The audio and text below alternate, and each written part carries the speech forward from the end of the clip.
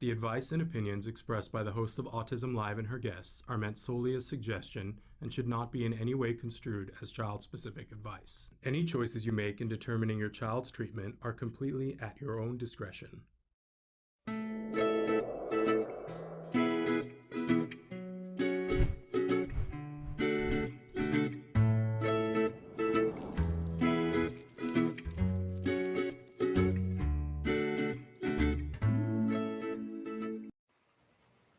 Good morning and welcome to Let's Talk Autism with Shannon and Nancy. I'm Nancy alspaugh-jackson. And I'm Shannon Penrod, and so happy to be here for the last show of 2021, Nancy. Yes. We've managed to get through an entire year of this distance thing. We are so hopeful that in 22 we'll be back in a room together. That would be great. I would love that. Fingers crossed. But happy to be here with you guys. We're live right now on Facebook, YouTube, Twitter, and a bunch of other places that Traven will cycle through on your screen. We are also a podcast. This show will be podcast and will be available as a free download wherever you get your podcasts. If you find that statement is not true because there's some place that we aren't, please alert us because we'd like to know and rectify that immediately. So thrilled. And we want you to know that the chat is open right now. We are live. It is Friday, the 17th of December in 2021. And we love it when you guys interact with us. If you tell us where you're watching, for me, it's always a geography lesson, and I'm geography challenged, Nancy. So I always enjoy knowing where people are watching from. It makes it super fun for me. And it also allows us to be able to interact. And Nancy and I have a lot to share with you this morning. The first thing, though, Nancy, is that I want to remind everybody that our Sensitive Santa event is day after tomorrow. We are in full Sensitive Santa mode right now. Have you sold out of tickets? Well, we were sold out, and then I went in and opened up some more tickets. So the last I saw this morning, there were a few tickets left. So really urging people, if you're in the Los Angeles area, you have to pre-register. The tickets are free. That's a very important thing. But if you show up on the day of, I can't get you in. You know, it's one of those things. This is a COVID-safe Sensitive Santa. It's a drive-through. You have a half-hour window that you sign up for, and it gives you one ticket for one carload of people. We do ask that you specify how many individuals are expecting a present in the car so that we can take account and make sure that we've got enough. You will be directed when you get there how to line up your car to be going the right direction. We ask everybody to be safe, keep windows rolled up. And you'll have a very brief drive-through experience that will be very fun. And then you sort of arrive, and elves put toys in the back of your car. You do not get out, but while they're putting the toys in, you get to wave to Santa. Santa will be there. And we're very excited about all of that. And they will be good quality toys that we have been featuring here on the Festival of Toys, and that are featured in the toy guide and from toy makers in the toy guide. So we really appreciate all of their generosity. And we know that sometimes having, that special toy to be able to put under the tree or to have your child unwrap. Can I say that Dr. Grampy Shea donated all of the wrapping, and that she took care of all of the gift wrapping personally herself? It took her out, because you've helped me with this before, Nancy. It is a wee beastie. And when we were talking about doing it this year, and I was like, I just don't know that I have the bandwidth. I don't know that I have the staff. And she was like, what are the problems? And I was like, well, the gift wrapping sinks my battleship every year. And she was like, no, I've got it. Paid for all of it and personally wrapped them herself with a team of people. So I'm still getting over that. But so that's on Friday. If you want to register for the last few tickets, and I will tell you that as tickets come, if I see that sometimes somebody registers for more than one ticket because they're registering per child, and that's not how it works. It's one ticket, one carload. So I'm correcting those. And as I have the ability, I will throughout the weekend add more tickets when I have the ability. So if you find that we're sold out, I might start a waiting list. I haven't decided yet, but just sort of keep tuned in. It's on Eventbrite. I'm sure Traven will put it up somewhere for you guys to be able to click the link. But if you just go to Eventbrite and look Autism Live, you'll find it. So Sunday. And then on Monday, we'll deconstruct and talk about everything that happened. Thank you for letting me take the time to do that, Nancy. But we've got a big show here, starting with news and then an interview with Leah Hirschfeld. Right. Let's get right into the news. Our Okay. first story is a very disturbing one. Yeah. The Bierman ABA Autism Center, which is in Rhode Island, Yeah. had allegations made by a mother who said that her nonverbal son was locked in a bathroom, and former employees have backed up her allegations. This was a nonverbal child who was not potty trained, and they said that he was left in the bathroom and not allowed, could only leave the bathroom for a 5-minute period if he successfully went to the bathroom. And this has been backed up by employees. So very disturbing, and Yeah. especially disturbing, I think, Shannon, because this center has the words ABA Autism Center, and this is why sometimes ABA gets a bad name and a bad reputation. People hear stories like this and assume that it's a type of policy used across the board with ABA providers, which couldn't be further from the truth, right? Absolutely. Absolutely. And thank you for saying that, Nancy. Yeah. We want to be clear that ABA is a teaching technique, and that generally when people are doing ABA, that there are levels of certification that they need to be able to do, and that good quality ABA is absolutely humane, and it's teaching. It's just a teaching technique. It's the same teaching technique that people use successfully in corporations. Olympic athletes use it. And it has to be done compassionately and done correctly. And there's a whole Fox and Azrin protocol that to do for potty training. And it has, and that's generally what people use to do potty training. It does not involve locking anyone anywhere. So we have to be clear that these are allegations. We don't know what the truth is. But you're right, Nancy. This puts a bad name on ABA because people go, well, I would never want to have my child locked in a room for 8 hours and told that they can only come out for 5 minutes if they successfully peed on the toilet. No one would want that. That is cruel and inhuman punishment. They are being investigated. I can tell you that if you hear this and you go, oh my gosh, my child is at an ABA center right now, I want to remind you that it is incumbent upon all of us to be really on top of things and looking at situations, because anytime you're adding individuals in, you want to, these are our kids. I don't think that we can ever be over safe, right? Right. But this is like unconscionable. I expect if they find these allegations to be true, I expect people to go to prison, and not just the people who perpetrated it, but the people who were in charge of the people who perpetrated it. And for these people who now are ex-employees and now corroborating the mom's story, excuse me, those people are in a lot of hot legal trouble themselves, because when you work with children in any capacity in the United States, whether it's an ABA center or in a classroom, you become a court reporter. You have to go through training, and you become a court reporter so that if you see any signs of abuse, you are legally obligated to report it. And that's the beginning and end of the story. And you can be prosecuted if you don't. So for the people who stood by, saw this kind of thing happening, and just quit their jobs and didn't report it, they were trained. That is not proper. You have to report it. And so, these kinds of things. And I know people are going to say, well, you get pressured, whatever. I'm sorry, it is explained to you when you get the training. I've been through this training. It is explained to you that you will be protected against your employer, that that they cannot do all kinds of things to you, and that if you don't, this is legally actionable. These people who are now saying, yep, that happened, I was there and then I quit as a result of it, but I didn't bother to report it, could find themselves with some jail time as well. Right. Yeah, that's true, Shannon. So horrifying.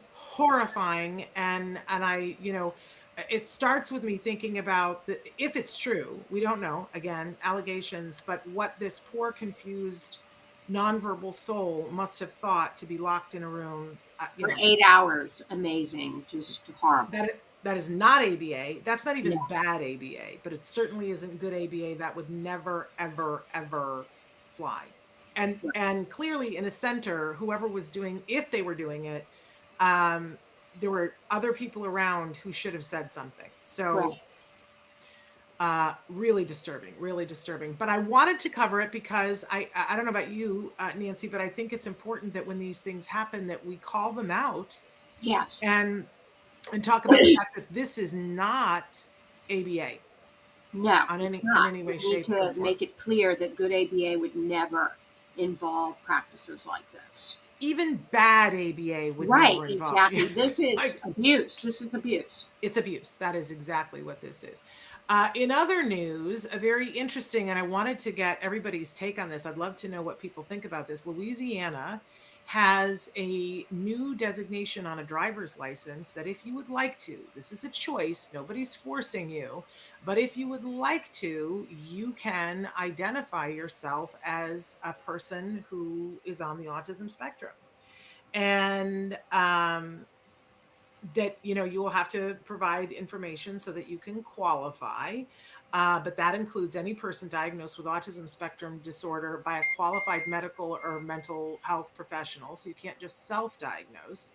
But it can be put on. It is optional, and it can be removed at any time if you request. So I know that people are going to have some big emotions about this, and some people are going to go, this is an opportunity for people to be discriminated against. And then other people are going to say, this might prevent some of the issues that have happened when people on the spectrum who are driving have been stopped and police start barking orders at them. We covered one story many years ago, Nancy. I don't know if you recall. It was a 19-year-old who got pulled over by a police officer and called his dad. He said, "Dad, I don't know what to do. I've been pulled over by the police and I'm scared and I don't know what to do." And Dad said, "Where are you?" Dad pulled up in his truck behind, got out of his truck and said, "Hey, you need to know the person that you've stopped has autism." And they ended up tasing Dad. I remember because that story. Dad was like, "I just want to explain to you." And the police officer had no idea what was happening and said, "Sir, I don't know who you are," but he came in hot, right? And the police officer was like, "Get back in your truck and don't say anything until we're done here." And Dad was in dad mode. He was like, "That's my son. He has autism." Police officer was not hearing that. He just saw this man charging at him. Tased Dad. Ooh, so painful to watch. So, there is the potential for it to prevent those kinds of things. What do you think, Nancy? What is your take on it? I think it's a great idea. I think it's going to be a useful tool for the police. They'll have more of a insight and understanding, hopefully, by seeing this. And I love that it's optional. I would not like it if it was mandatory. Right. I like that it's optional as well, but I think it's a great idea. I'm anxious. What I would like to do is in a year's time, sort of check in and see, did we have fewer horrible incidences where people on the spectrum were discriminated against because the police didn't know what they were dealing with? Or did we see the opposite? Do we have anybody who says, I think I was treated unfairly because they saw it on my driver's license? So we'll have to check in and see what happens with that. And then our last news story, because we have so much to cover today. Okay, Nancy, I know you are much hipper, much cooler than I am, and that you were the one. I remember years ago you were like, "Oh, Pitbull," and I was like, "What are you talking about?" And you were like, "Pitbull, Shannon. Do you not know Pitbull?" So I did not know. I'm just going to admit I did not know rapper Fat Joe, but I did not. Rapper Fat Joe is a stranger to me as well, Shannon. I've never heard of him. He won't be anymore because he's a member of our family now, and of course we welcome him to come on the show to talk with us. I'm definitely going to be reaching out to his people. He has done something amazing and shared a message of gratitude for his son who is on the spectrum. Yes. And it was a birthday message. I don't know. Do you want to read it or do you want me to read it? or part I'm of it? pulling it up here. Hold on. Well, I'll Yes, he start, said, and then you. life is full of surprises. I was just a kid at 19 years old when I had Joey, his son. It was one of the scariest days of my life. Doctors said he wouldn't be normal, and kids like this are hard to deal with. Not once did me and my family think of giving up on Joey. He's my junior. It's a lot of work. It's a constant sacrifice that parents make to keep their children happy and most of all safe. I've always kept Joey out of the limelight because there are bad elements out there I never wanted him exposed to. Joey has accomplished above and beyond, and I also believe he keeps my parents alive because they love him so much.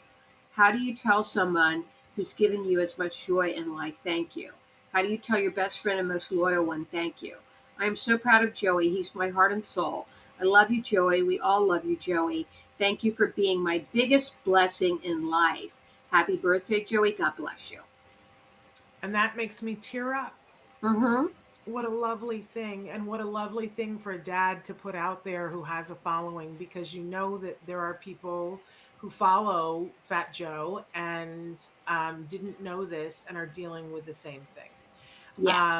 So remarkable. I certainly appreciate, you know, when our son was first diagnosed, I know that we as a family were kind of like looking for examples. We were looking for heroes that we could follow. And back then, there weren't very many people that were out there. And there is a part of the autism community that gets really mad when celebrities don't come forward and claim their children publicly on the spectrum. But I think we can all appreciate what he's saying here about I wanted to keep him out of the limelight. And I didn't, Yes. we've seen more and more people who have come out and said, I really, wanted to keep this private. I know the Travoltas took so much heat about the fact that they did not come out about Jet, but I always used to sit and look at that and go, really, the way they eat celebrities alive, Right. would any of us be brave enough to do that to our children if we had that much media following us around?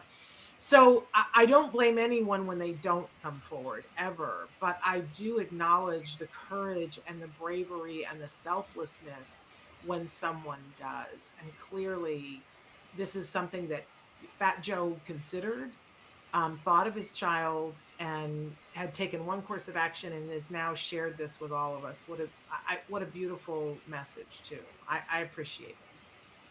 I do too. I think it's a brave step, and he will be an inspiration to lots of people.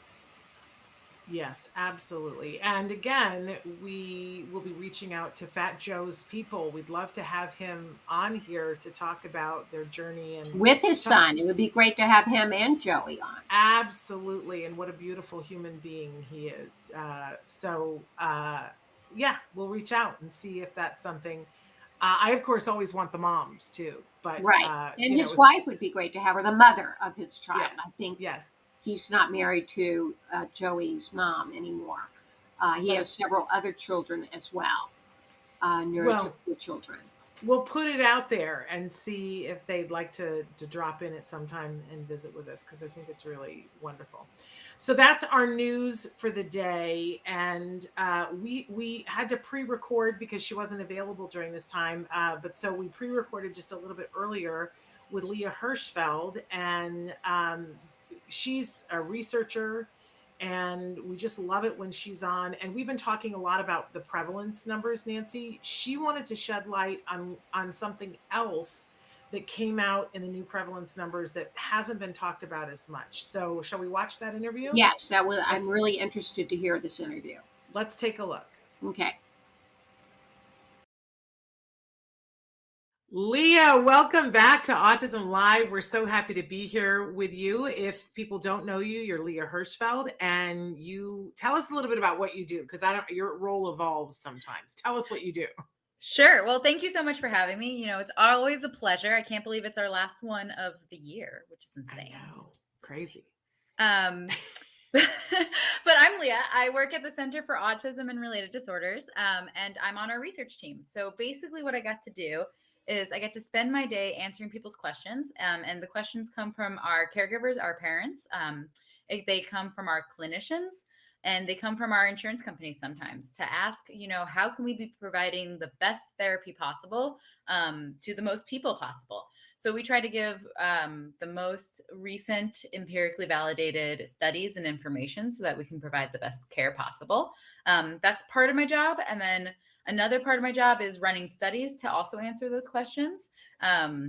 So run studies, have participants, analyze data, write all that up, hope it gets published, and also come out and talk on Autism Live, talk on conferences about the research to make sure that we're getting as much information out there as we possibly can. So it's a pleasure. Lucky. We're so lucky to be on that list. And you have a special topic that's of interest to all of us to talk with us about today. Tell us what we're talking about. Yeah. So I try to come on the show and talk about recent research, something that's come out in the last 0 to 12 months. So this came out, I think, about last week.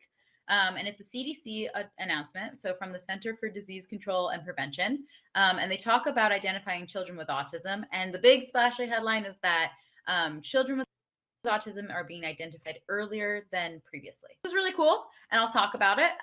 It's very exciting work. So some stuff like I didn't know when I was digging into this. The CDC monitors the prevalence of autism in the country. They've been doing this since 1996, and they originally were just in Atlanta. They are now monitoring it in 11 different communities in the United States, in 11 different states. So we got Arizona, Arkansas, California, Georgia, Maryland, Minnesota, Missouri, New Jersey, Tennessee, Utah, and Wisconsin. And I point this out too. I mean, this is cool, right? So in the last 22 years, we went from monitoring it only in Atlanta to now monitoring it in 11 different states. But I also talk about this because this is a limitation of the data I'm going to talk about. It is only 11 states. That's only 22% of this country. So the data is not representative of the United States, technically. So it's a little bit harder to generalize, but we're going to probably do it anyway, because that's kind of how our brains work. I don't think most of our brains have an asterisk every time we read this stuff. If it does, that's cool. But so that's a big limitation. And one of the things that I like to come on the show and talk about is, if you're going to be reading research on your own, absolutely do it. But it's a little different than just reading a news article. So any good research should have a section that says limitations, and the CDC totally does. So when you read an article from a research journal, you're going to have an abstract. You only got 2 minutes, read the abstract. That is awesome. After that, you've got the introduction. The introduction is really good stuff. It's all the stuff you need to know before you launch into the meat of the study. Then there's the methodology. Methodology is cool. It's a lot of very detailed information so that the study can be replicated. If a study can't be replicated, that's not great. So you want to be able to make sure your study is replicated. And a lot of the times they'll even say, this is a replica, like this is us replicating X, Y, and Z. After methodology, you get results. Results are very jargon heavy. There's a lot of statistics there. If that is what your jam, you will love it. Some of us don't. And you can move down to the discussion. The discussion is going to translate all of that stuff, all of the results for you. And then after the discussions where you're going to hit limitations. Every single every single research article should have limitations. And I highly recommend, if you don't have much time, and the abstract should also have limitations, but if you don't have much time, read the abstract, read your limitations. You'll get a good understanding of what's going on. If you have more time, intro and discussion. And then if you're just like jonesing for all of it, you can go into methodology and for results. But that's a little spiel. I like to give everyone a little heads up. So if they want to read it themselves, that's how I would approach it. Anyway, so CDC, they collected data in 2018. And I'll point this out for a few reasons as well. First off, it's 2018 data, which means this is 3 years old. Second off, it's really important to also note research is slow. Sometimes research can be really fast. It was incredibly fast during everything that happened in 2020, but it is really slow. So it's something that, Shannon, you and I have discussed. You'll ask me if there's something going on analyzing X, Y, or Z. And the answer is usually yes, but we won't know for 5 years. That's just standard, unfortunately, in research. But so this data is from 2018. And what they did was they looked at their 11 communities in those 11 states. And they looked at 8-year-old children, so kids born in 2010. And they looked at 4-year-old children, so kids born in 2014. And one of the really cool things here was that they found that 47% of the 8-year-old children, those kids born in 2010, had been evaluated for autism by 36 months. Okay, 3 years, that's 1 and 2. Okay, that's fine. Okay. But the 4-year-olds were 72% of them had a first evaluation by 36 months by 3 years. So that's where you're seeing really potentially here, you're identifying children with autism early potentially. You're seeing this big jump. So that's really nice. That's a great trend. Love to have that at 100%, but we'll take 72 for now. So it's going in the right direction. It's trending in the right direction. Exactly. Okay. It's trending in the right direction. Similarly, the male-female ratio was also pretty exciting to talk about. They are also, I think, trending in the right direction. For a really long time, autism, at least like when I was growing up for sure, autism was always billed as a male-only or primarily male diagnosis. And as I know, Shannon, you and I have talked about this, that might not be true, right? There might be just a different presentation for women, and that presentation might be more socially acceptable. So our repetitive restrictive behaviors or social communicative deficits might be being really into a pop star instead of talking about trains. Or we might have one best friend, right? So those kinds of things. So the male to female ratio for the 8-year-olds was 4.2, which is kind of what we expect. The male to female ratio for 4-year-olds was 3.4. So we're seeing this go down a little bit, which is very interesting to kind of see also what that trend might look like if they're collecting, 2022 data. I don't know what schedule they're on for collecting data, but if they're collecting it again, it might be very interesting to see if that ratio continues to go down. So that's very, very exciting. There's a few other things that we can talk about also about income, about location, and about ethnicity that they found. One of the things they found, and this is pretty standard amongst researchers, we found this a lot of times, lower income households are less likely to have their children evaluated by 36 months. So if you're in a lower income household, you're more likely to have your child be noticed for autism by a school teacher.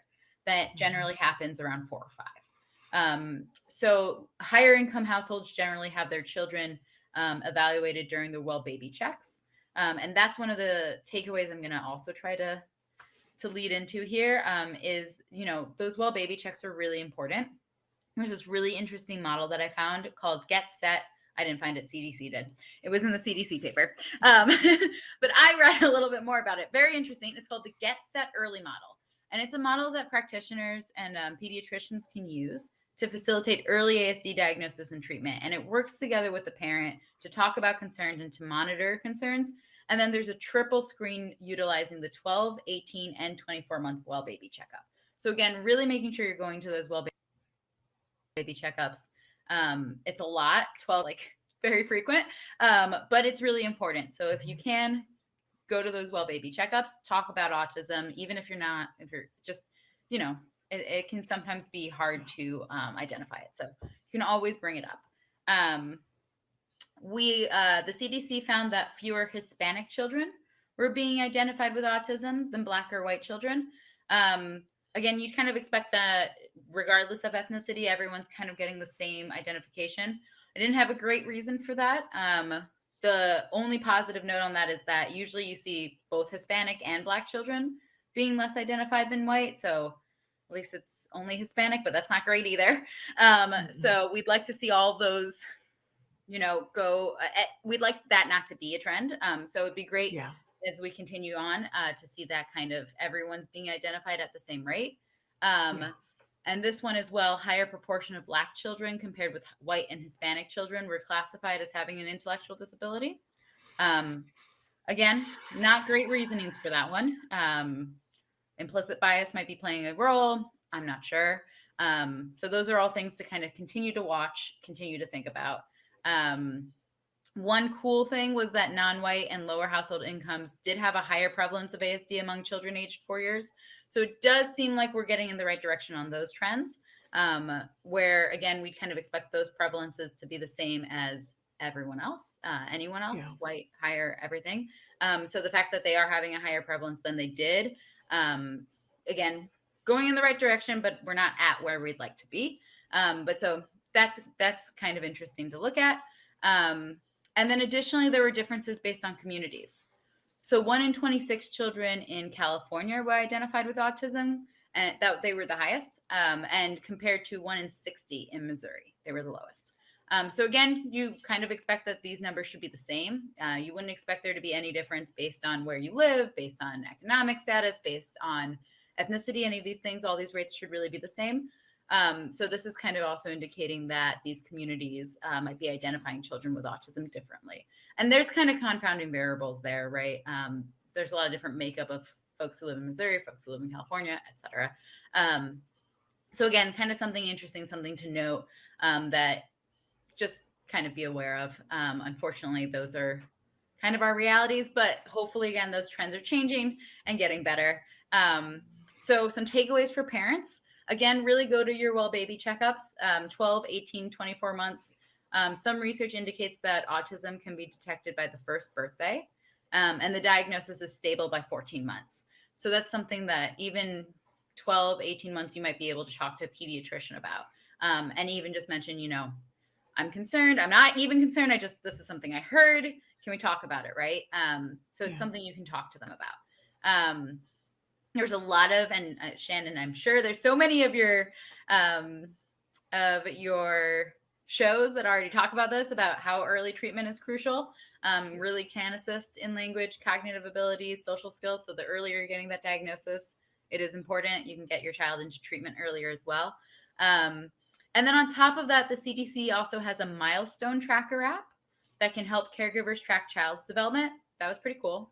And they have a Learn the Signs Act Early program as well, which provides free resources in English, Spanish, and a bunch of other languages to start monitoring a child's development as young as 2 months of age. So there are some stuff we can do to kind of keep those trends going up. This data is also 3 years old, so I'd be really interested to see what happens when the CDC publishes this again with more recent data. But it's very interesting stuff. Very interesting stuff. So this program that you're talking about, showing the signs and where, what to do, where to go, this is great because we've always talked about, needing this, but how do parents access this? Where is this? Is this the best kept secret under the sun? Or because I've always said, whenever I speak, I go, where are the billboards? Where are the billboards that say, if you're experiencing this, this, and this, go to this person, call this number, get help and assistance to see what's going on? And there's no billboards yet. So where is this information? I think everything about autism and diagnosing and treating is basically the best kept secret under the sun, unfortunately. Because I didn't know a lot of this either until I was like, we're going to talk about this and let me research some. So the Milestone Tracker app, I think you can just download.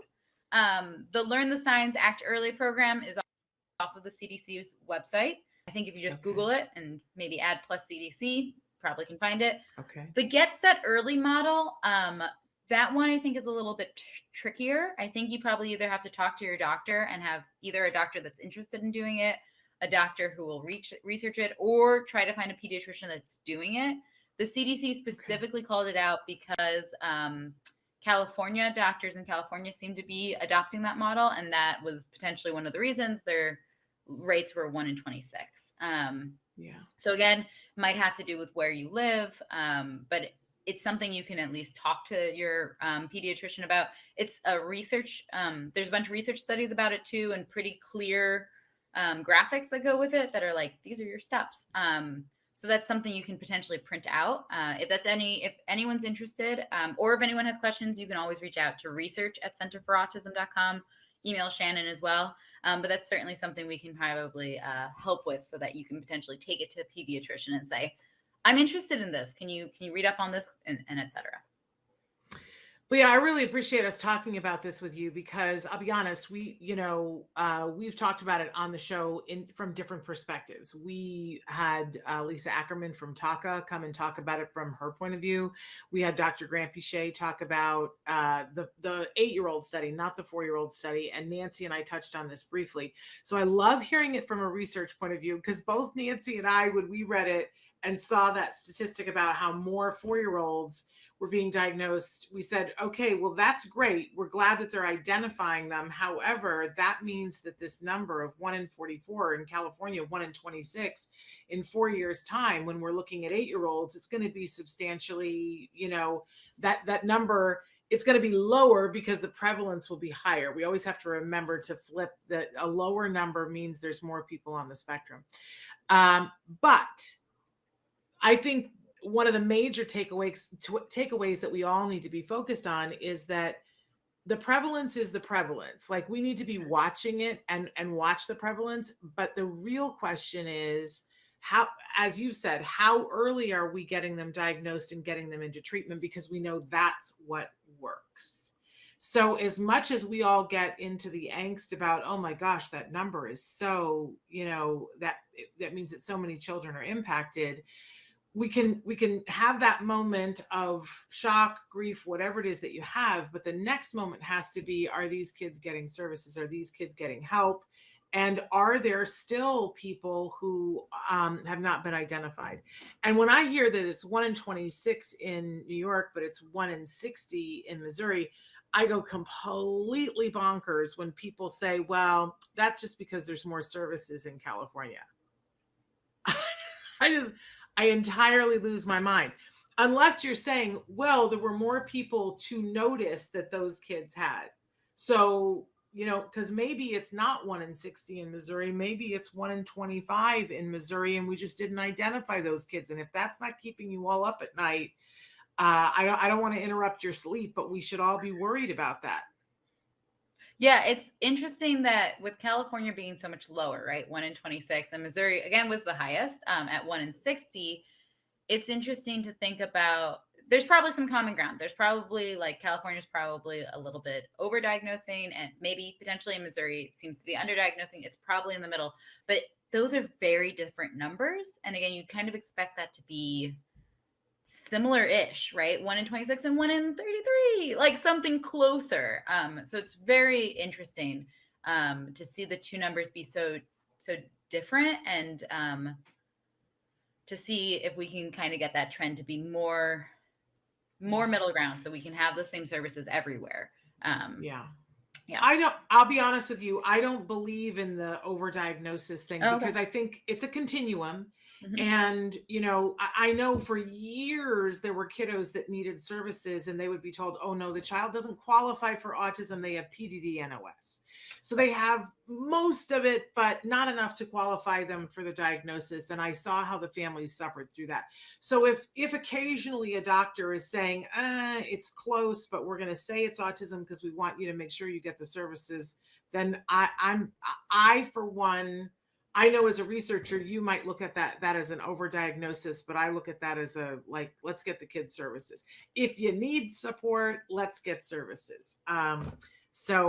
But yeah. I'm not a researcher. I'm not a medical professional. I know, so I'm entitled to think of it that way. I'm sorry. I know in California too, I think they just passed. No, I think we have a lag. Sorry. I know in California, they just passed a law where you don't have to only have autism diagnosis in order to get those ABA services. So I think in an ideal world, right, to your point, Shannon, you can say, listen, this is what you have, and you can still get the services you need.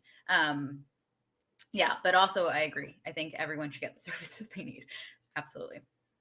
I mean, come on. Yeah. Because if you know what good quality ABA looks like and what it can do, I don't know why. I mean, I used to work in the classroom, and there were tons of kids that were in there that wouldn't have qualified for an autism diagnosis. Not that I diagnosed, but you could tell that they have skills that would have disqualified them, right? And yet they could use good ABA because maybe they had ADHD, or maybe they were just miles behind because there was commotion going on at home and they need to be caught up, and good ABA would have caught them up. So I'm glad that California is starting to look at it and say, if somebody can benefit from this, then, we're not going to hold back. At some point, we'll have to have you come back on and talk about that. But Leah, we're closing out the year with you being on, and we look forward to, I know we're not going to have you maybe as much in 2022, but hopefully we get to still see you from time to time, because it's so delightful to have you on. If people in the interim have questions, where would you like them to send them to me, or do you want to give the research at card address again? Absolutely. Yeah. Either works. If you're comfortable emailing Shannon, or you already have that, go ahead. She'll forward it over. Or you can email us at research@Center for Autism, and we will take a look. And if there's anything, that comes out that's really interesting, major, needs an additional, I mean, everyone can read research, but if it's ever helpful to have me on, I will be here. So Always. I'm very excited about what next year has to offer. And thank you guys so much for having me on for all of this year. And it's always such a delight. So happy holidays and happy new year. And thank you so much again. I really appreciate it. We wish you very happy, healthy, productive 2022. Thank you. And we look forward to seeing you back then. Thank you so much. Hello, Shannon. We're back live. So yeah, that was a very interesting conversation. Thank you. Did any of it make you want to break out into hives, Nancy? Yes. The idea that this might be simply due to better diagnosis, which you and I both agree.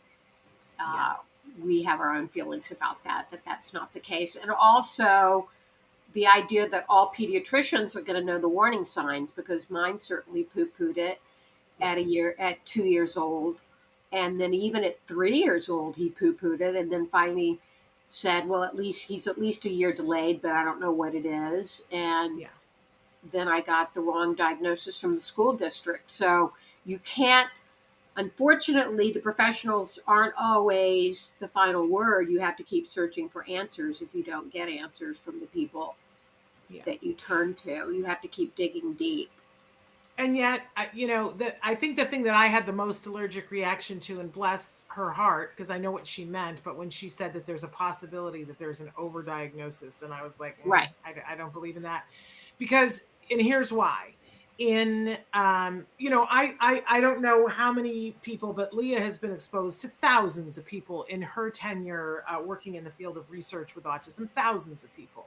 But you and I, Nancy, working in the capacity that we have, both as parents and then working as professionals, sticking microphones in people's faces, going to venues, taking grant applications from hundreds of thousands of people. I can't think of a single family in that entire time that said to me, our child was diagnosed with autism, but we later realized that was an overreaction and that they don't have anything that we need to be concerned about, and their life is fine and everything is going well. I've never heard that story. Right. Not once. Never heard it. Never. And I'm not saying that it doesn't exist. I'm just saying if it does exist, it's so unbelievably rare that I don't know why we would even need to talk about it. But I've never heard of it. So I think, it's like the Loch Ness Monster. Right. You can tell me you think it's there, but we've done lots of different things on it and we don't have proof. So believe what you will believe, but that's my take on it. In any case, we got to shift gears a little bit because we got 15 minutes to talk about some toys. And we're getting down to the end now. But today I have scheduled for Nancy and I to go over some of in the toy guide, some of our oldies but goodies. Some of these we've already touched on earlier in the toy guide because we needed to get them wrapped to be under the tree.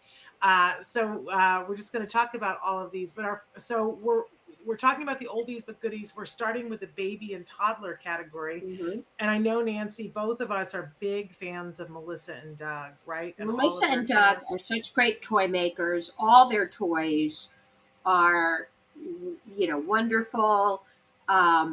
They have been around for a long time, huh, Shannon? Yes, a very long time. And a lot of their toys are wooden, but not all of them. And this is one of the examples of a toy that is not wooden. Now, in the past, we have given an award to their wooden blocks.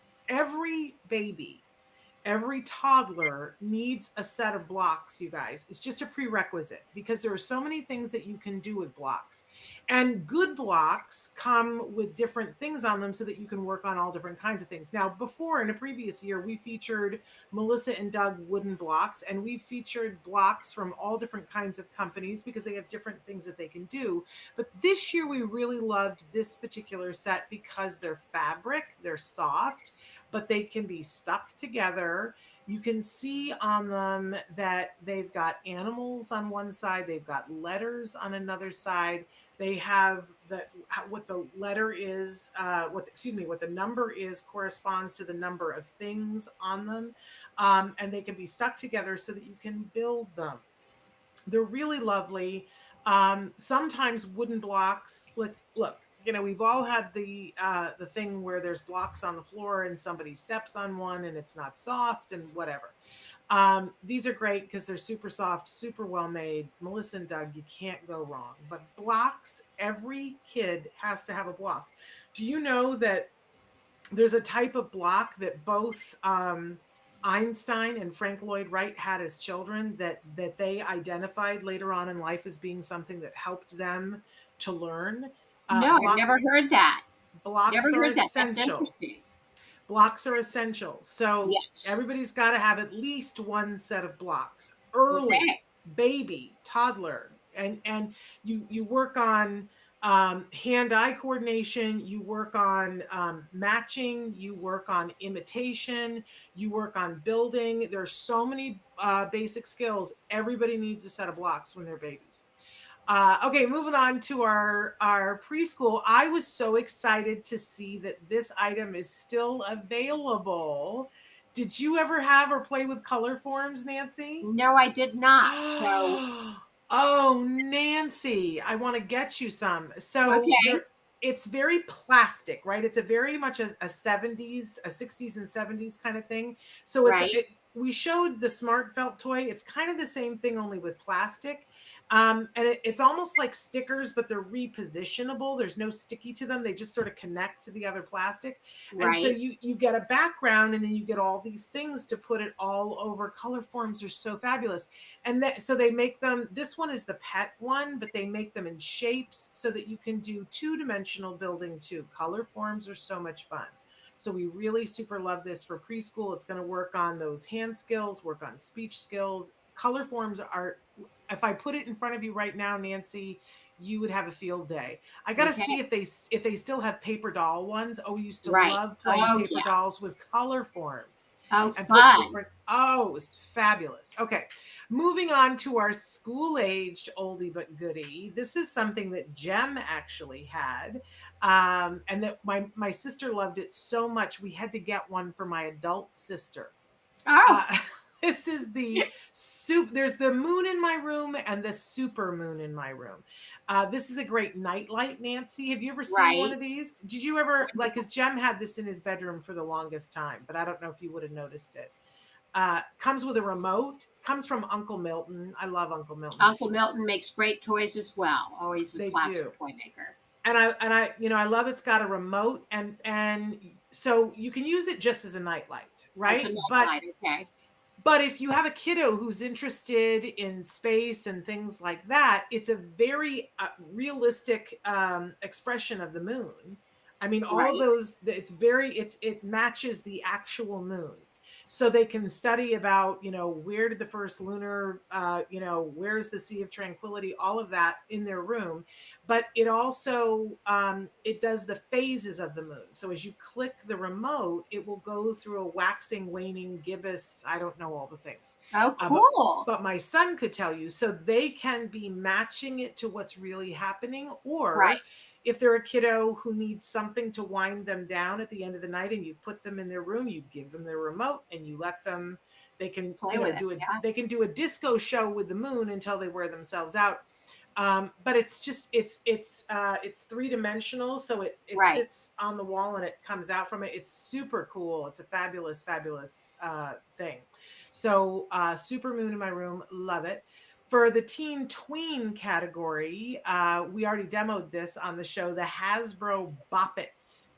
Did Wyatt ever play with a Bop It? Yes, Wyatt played with a Bop It. I love Bop Its. Bop It's fun. And I love that you can play it by yourself. We were talking Right. yesterday about an educationally enriched environment. You can play this completely by yourself. You can play it in the car if you're on a long car ride, or you can play it with someone sitting next to you. So it becomes a social game and a Yeah. communication game, because it says bop it, and then you bop it and it says Mhm. pass, and you pass it to the other person and it says pull it, pass, and so the person has to pull it and pass it. It can be very fun and very silly, and you have to pay attention. It builds focus. Love that. Okay, moving on to our adult one, another Hasbro oldie but goodie that we so love. And don't tell anybody, this is under the tree for Gem this year. Clue. Ah. Did you ever play Clue? No, I have not played Clue, but I would love it. Oh, it's so good. And this particular edition is the retro edition. So, because Clue comes in every, like if they love, for instance, Seinfeld, I think there's a Seinfeld Clue, and there's a Friends Clue, and there's everything under the sun Clue. But this is the retro version. So it is, I think it's from 1986. It's what exactly they were putting out then, which is memory lane for me. So I super love that. Really fun game, teaches deduction and teamwork and all of that stuff. So we love that. And then for our caregivers, Nancy, I want to know what you think about this. We said the oldie but goodie is a Shutterfly gift card, so that you can make a mug or a calendar or a book, and put your memories in it. I think that's a great idea. It'd be great to have them put their memories if they take care of your kiddo, they could make a memory of themselves with your kiddo, right? Absolutely. And one of the things that someone talked about on Oprah a million years ago was that when you have kids, that your kid comes home with this piece of artwork and you love it and you never want to lose it, but you can only put so much stuff on your refrigerator and your walls, and then it's the next year, and what do you do with all that stuff? And do you throw it away? But that you end up with a garage full of art projects. And for kiddos that like art, like Nancy, I can't even imagine how run over your house is with, at some point you're going to do an art show. For you, it's a little bit different, but we're not going to do an art show. And yet I have a couple of bins of artwork from Gem that I can't bear to part with, but I never look at it. It's just tragic. And they were saying on Oprah that the best thing to do is to take your digital camera or your phone, pull it all out, and one by one take pictures of it and make a book on Shutterfly. Now it's all in one place flat, and you can pull the book out and look at it whenever you want to. It's not in some bin in the garage. Right. You take the actual project and you toss it knowing that you have a record of it. It's a great idea, because I think all of us have those bins of artwork that we don't know what to do with. We don't look at. We just throw them into a corner, into the garage. And this is a great way to actually appreciate it and utilize it. Yep, absolutely. So, and like you said, you can do mugs, coffee mugs, and other things where you can look at the art all the time. Or just order photos. One of the things that we've done on our phones is stopped getting photos. And because, like, who has room to store them anymore? But every once in a while, it's nice to sit at a table, order 100 prints off of your phone. We did this recently. And we sat and looked at all of them and then gave some of them away, like in gift, when we would, when it was somebody's birthday, put one in and said, here's a picture of us together. It's a great idea for gifts. I actually gave some of Wyatt's some of the projects he did in ceramics for Christmas gifts this year. People really appreciated them. Well, there you go. I can tell you, I've been the pottery puss the last 2 months, and so there is a wonkadoo pottery thing in your future, Nancy. Okay, great. Dane says, I was diagnosed with autism in 2018, and my learning disability wasn't diagnosed until 2004. And so, Dane, I'm so glad that you're here. And I hope that if you have a question for any of the shows that you'll write in, we love the fact that you're here. Amanda says, my son would love that moon. Isn't that great? He has a projection stars now that we use as part of his bedtime routine. This would complement it well. Plus, he loves wolves. And since they howl at the moon, I'm sure it would make him happy. That's wonderful. I would tell you, Amanda, check out, because Uncle Milton, over the years, I don't know what they've got out this year, but I think they make the best night lights in the world. They have some that are ocean things, and it puts an ocean on the wall, and it has ocean sounds. And then they have one that's safari. Like I said, I don't know what they have out right now, but I know that moon in the room is available, or was available. They sell out sometimes. So check it out, but check out all of Uncle Milton's line of night lights, because we've featured them before on the show. They're really wonderful. Was Wyatt somebody who appreciated a nightlight, Nancy? Yes, he had them when he was younger. We haven't had them for years, but he did like them when he was younger. Yeah, last year we had a lot, because we had a lot of people who were writing in about anxiety, especially for teens and adults. And so we featured many different night lights in the guide last year that like either made noise or some, like there was one that was like an amoeba, a jellyfish. That's what it was. It was like a jellyfish. And so it kind of bubbled almost like a lava lamp. And sometimes those kinds of things are a horrible distraction, and people are like, I can't sleep while it's on. For other people, it's very soothing. I know a lot of adults love when it projects either stars or rainbows or ocean on their ceiling. A lot of those come with timers, so that after a certain amount of time, it will turn off. I know the moon in my room turns off after a certain amount of time. So it's to each their own. But if you're having a kiddo who's not wanting to stay in their bed, we found that the moon in my room, because I think that was when we got it, was when we were saying, no, bud, you gotta be in your room, and you gotta stay in your room unless it's an emergency. And we gave him the remote to the moon, and that was it. He didn't want to. I love the ones that come with sound as well, because those can be very soothing. I listen to crickets every night as I go to sleep. Oh, interesting. Well, when I need to, I don't as much need to anymore, because I got into a rhythm of it, but I do. And it's one of our other features on the toy guide for caregivers. I do the Calm app, and I think I've told you, Nancy, I only listen to the Matthew McConaughey one. Right. Just put me to sleep. I swear to you, they said something about Matthew McConaughey on the news last night, and I was like, and now he is paired forever with sleep for me. I'm never going to enjoy another one of his movies. It's tragic. But at least I'm getting my sleep. So thank you, Matthew McConaughey, for that. So we've only got a minute and a half here, but I just want to remind everybody that this is our last Let's Talk Autism with Shannon and Nancy for 2021. We are going to be back in 2022. You're going to see some changes that are coming about with some of the programming that we're doing on Autism Live, but we're going to be back with Let's Talk Autism with Shannon and Nancy. I don't know. It might be on a different day. I don't know yet. So stay tuned to get that information. And we are back starting the week of January 10th. Okay. We still are doing shows at the beginning of next week, but Wednesdays, Ask Dr. Doreen will be the last show of the year, and then we have to take some time off and regroup and recoup. We will be playing during that time while we're off. You'll get the opportunity to see what we call the lost episodes of Autism Live. During one of our changeovers with producers, we did some live shows and they never got podcast. So they were seen once, viewed once, and then they went into the vault. So we're going to take those out and make sure that they're available, because I'm sure they were fun and woolly and wild shows, but because whatever, I think we were going with an interim producer while we waited to meet the fabulous Traven. So, but we'll show the lost episodes during that week and a half that we're off. And I also want to remind everybody that don't forget, if you are in the Los Angeles area, there's a wonderful event happening on Sunday. It is the Autism Live Sensitive Santa event. Our partners this year, I didn't even talk about this before, are the fabulous, the Asner Center, who we all love. And they have a wonderful facility. It's just a drive-through. Nobody's getting out of their car. You don't have to worry about being exposed to anything. It is sensitive Santa. There's not going to be any flashing lights.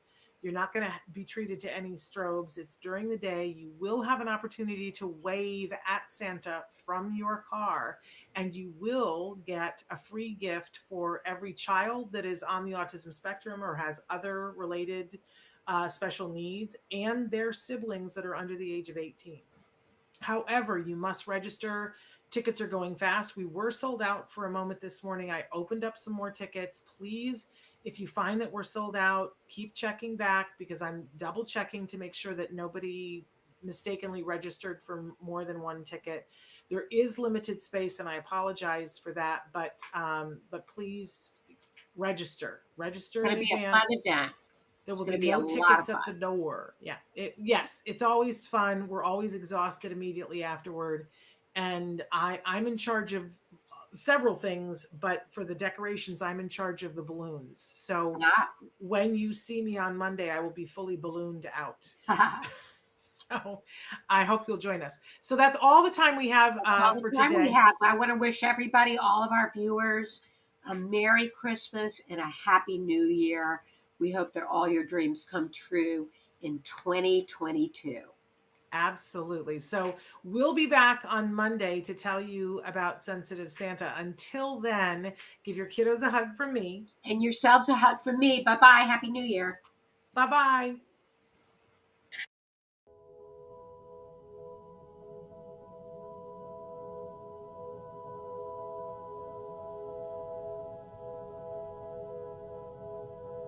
If you found anything helpful in this video, please give us a like. In fact, make sure that you smash that subscribe button on YouTube and give us a like on Facebook.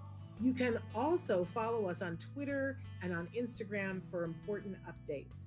And please download our free podcast wherever you get your podcasts. Thank you so much. See you next time.